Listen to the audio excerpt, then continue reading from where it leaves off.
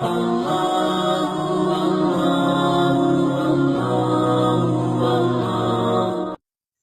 کوئی آدمی ختم شریف کے چاول یا کوئی چیز لائے 40ویں کے یا تیجے کے یا 7ویں کے تو کیا کرنا چاہیے؟ کھا لینا چاہیے یا واپس کر دینا چاہیے؟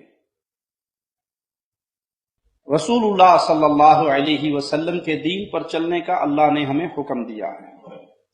پیارے حبیب محمد کریم فداہ ابی و امی صلی اللہ علیہ وسلم کی شریعت میں تیجا، 7واں، 9واں، 10واں، 40واں، کل، برسی، ختم شریف، کنڈے شریف، میلاد شریف، سانکے شریف کچھ بھی نہیں۔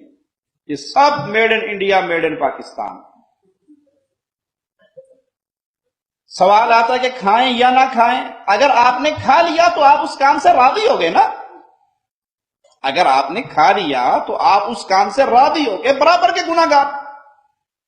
ایمان یہ کہتا ہے کہ فوراً جو ہی پتہ لگے یہ محرم کا حلوہ شریف ہے، یہ ربیع الاول کا دیگ کا کھانا ہے، یہ تیجے کا یا 7ویں کا ہے، یہ ختم کا ہے، یہ کل کا ہے، یہ برسی کا ہے، تو بھائی تیرا یہ عمل خلاف شریعت ہے، اور میرے اوپر کم از کم اتنا ہر مسلمان پہ لازم ہے کہ میں اپنے دل سے اسلام کے خلاف ہونے والے عمل سے نفرت کروں۔ سب سے اعلی مقام ہاتھ سے روکوں، ہاتھ کی طاقت نہیں، زبان سے روکوں، زبان کی طاقت نہیں، دل سے برا جانوں، اور یہ ایمان کا آخری ذرہ ہے، اس کے بعد ایمان ہی نہیں رہتا۔ اور جب میں تیری ان چیزوں کے اندر، اس کھانے کے اندر، ان محفلوں کے اندر شریک ہو گیا تو معنی یہ کہ میں نے دل سے برا نہیں جانا، ایمان نہیں رہا۔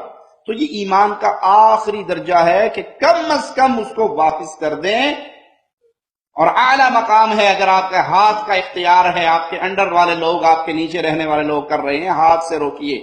اگر آپ ذمہ دار ہیں، آپ کے پاس حکومتی عہدہ ہے، آپ کا خاندان ہے، آپ خاندان قبیلے کے بڑے ہیں، آپ روک سکتے ہیں، روکیے۔